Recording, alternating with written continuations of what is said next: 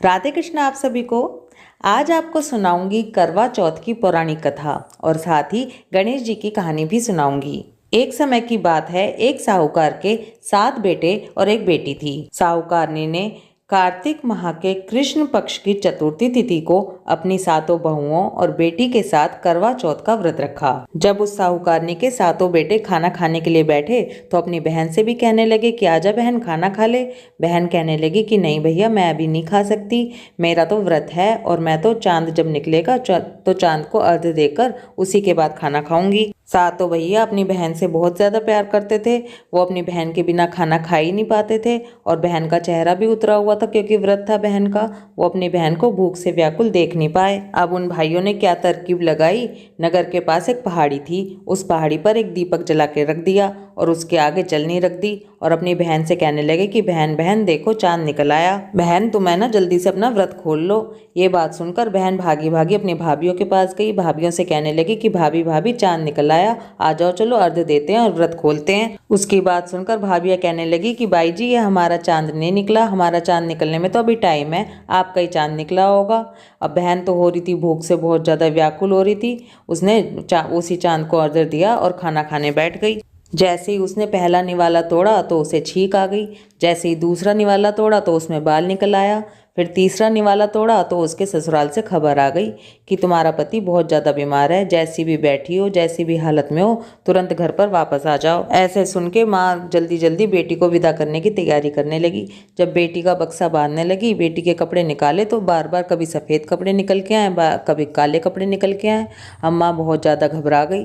फिर माँ अपने बेटी से कहने लगी कि बेटी तू अपने घर जा रही है, रास्ते में तुझे जो कोई भी छोटा बड़ा मिले सबके पैर छूती जाना और जो कोई भी तुझे अमर सुहाग होने का आशीर्वाद दे उसी टाइम अपने पल्ले में गांठ मार लेना। अपनी माँ की बात सुनकर बेटी कहने लगी कि ठीक है माँ और घर की तरफ चल पड़ी। रास्ते में जो कोई भी मिलता उसी के पैर छूती। कोई आशीर्वाद दे सुखी रहो, कोई आशीर्वाद दे कि स्वस्थ रहो, कोई आशीर्वाद दे कि भाई भतीजे बने रहें। ऐसे चलते चलते सबके पैर छूते छूते वो अपने घर तक पहुँच गई। घर पे पहुंची तो देखा बाहर छोटी नंद बैठी हुई है। बाहर नंद बैठी मिलती है तो वो अपनी नंद के भी पैर छूती है। जैसे ही छोटी नंद के पैर छूती है तो छोटी नंद कहती है कि सौभाग्यवती रहो, खूब दूधो नहाओ पूतो फलो। जैसे ही वो अपनी नंद का आशीर्वाद सुनती है तो अपने पल्ले में गांठ मार लेती है। पल्ले में गांठ मार के जैसे ही अंदर पहुंचती है तो देखती है कि उसके पति का शव रखा हुआ है। वहां तो रोना धोना मच रहा है बहुत ज़्यादा। वो तो देख के रोने लगी, बहुत ज़्यादा बिलक बिलक के रोने लगी। पति को ले जाने की तैयारी होने लगी। जब उसने देखा कि पति को ले जाने की तैयारी हो रही है तो वो कहने लगी कि मैं तो इन्हें नहीं ले जाने दूंगी, मैं इन्हें नहीं ले जाने दूंगी। खूब रोए जाए और कहे जाए। जितने भी बड़े बूढ़े थे सब उसे समझाने लगे, डांटने लगे कि ये तो ऐसे थोड़ी ना होता है कि मैं नहीं ले जाने दूंगी, मैं नहीं ले जाने दूंगी। खूब समझाएं उसे पर वो मानी ही नहीं, अपनी जिद पे अड़ी रही कि नहीं मैं नहीं ले जाने दूंगी। बार बार सब समझाने लगे तो कहने लगी ठीक है ले जाओ, तो मैं भी तुम्हारे साथ चलूंगी, मैं भी इन्हीं के साथ जाऊंगी।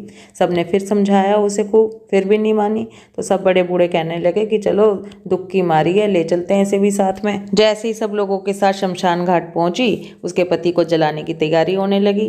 तब वो फिर जिद पे अड़ गई कि मैं इन्हें नहीं जलाने दूंगी, मैं इन्हें नहीं जलाने दूंगी। अब सब बड़े बूढ़ों को बहुत गुस्सा आ गया। पहले तो प्यार से समझा रहे थे, सब कहने लगे कि पहले तो तू खा गई अपने पति को, अब इसकी मिट्टी भी खराब कर रही है, क्यों नहीं जलाने दे रही। भैया सबने खूब समझाया उसे, लेकिन वो तो टस से मस ना हो कि नहीं मैं नहीं जलाने दूंगी, मैं नहीं जलाने दूंगी।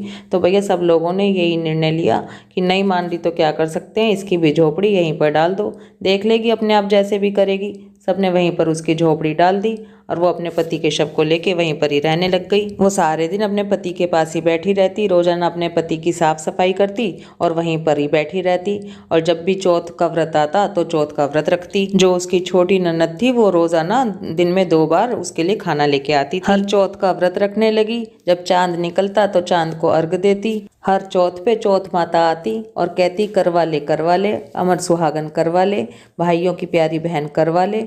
और फिर वो उनसे अपने पति के प्राण मांगती कि माता मेरे पति के प्राण वापस कर दो। और हर बार चौथ माता उससे यही कह के जाती कि हमसे बड़ी चौथ आएगी जब वो तेरे पति के प्राण वापस करेंगी। ऐसे करते करते अश्विन मास की चौथ माता आई, उसने उनसे भी यही कहा। तो वो कहने लगी तेरे से कार्तिक मास की जो बड़ी चौथ माता है वो बहुत नाराज है, वो ही तेरे पति के प्राण वापस करेंगी। जब कार्तिक मास की बड़ी चौथ माता आए तो तू पहले से ही 16 श्रृंगार का सामान तैयार कर लेना और जब वो आए तो उनके चरण पकड़ के चरण छोड़ना मत बिल्कुल भी। जब कार्तिक मास वाले दिन चौथ का दिन आया तो वो छोटी ननद जब खाना लेके आई तो उनसे कहने लगी कि बाई जी आप मेरे को 16 श्रृंगार का सामान ला दो। ननद ने जाके अपनी माँ से कही तो वो कहने लगी कि तेरी भाभी तो पागल हो गई है, जो कुछ कह रही है दे आ तू जाके। ननद ने उसे सारा सामान ला के दे दिए, 16 श्रृंगार का सामान भी ला दिया और करवे भी ला दिए। उस दिन साहूकार की बेटी ने व्रत रख रखा था, जोत जला रखी थी। जब शाम को चौथ माता आई तो चौथ माता कहने लगी करवा ले 7 भाइयों की बहन करवा ले, लाडली कोडली करवा ले, दिन में चांद उगाने वाली करवा ले। उसने चौथ माता के चरण पकड़ लिए और कहने लगी चौथ माता से कि माता मेरे पति के प्राण वापस कर दो। कैसे भी रोने लगी खूब। चौथ माता कहने लगी कि अरे तू तो 7 भाइयों की लाडली बहन है, तू तो बहुत भूखी है, तेरे से तो भूख बर्दाश्त नहीं होती, तेरे लिए सुहाग का क्या काम, तू क्या करेगी सुहाग का। वो कहने लगी नहीं माता मुझे माफ कर दो, मैं आपके चरण नहीं छोड़ूंगी जब तक, आपके पैर नहीं छोड़ूंगी जब तक आप मेरे पति के प्राण वापस नहीं कर देती। करवा माता उससे कहने लगी कि मुझे 16 श्रृंगार का सामान दे सकती है। उसने एक एक करके माता रानी को सारे 16 श्रृंगार का सामान अर्पित किया। जब वो इतना ज्यादा गिड़गिड़ाने लगी तो चौथ माता ने मांग से सिंदूर निकाला, हाथों से मेहंदी निकाली, आंखों से काजल निकाला और सब कुछ को करवे के पानी में घोल दिया।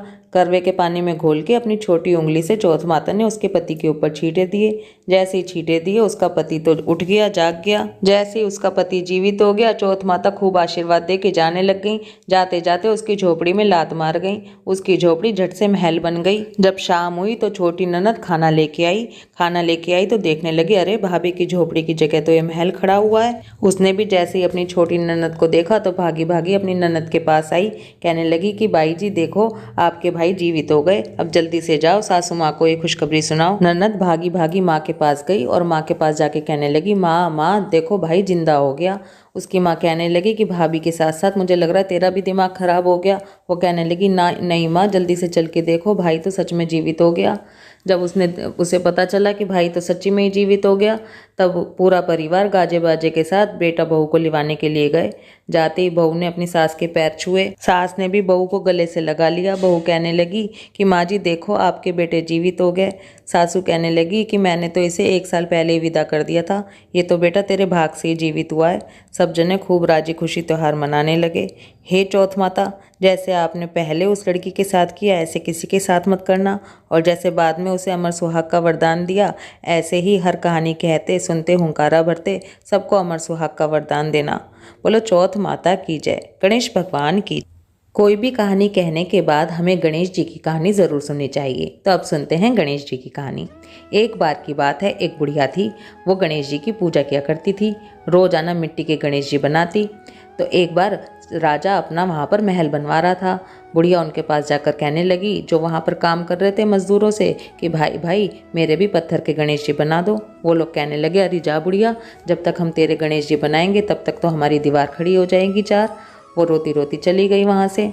जब जैसे ही मजदूर दीवार बनाए वैसे ही दीवार टेढ़ी हो जाए, बार बार बनाए, बार बार दीवार टेढ़ी हो जाए, फिर गिराए, फिर बनाए, फिर टेढ़ी हो जाए। वहाँ पर राजा आया।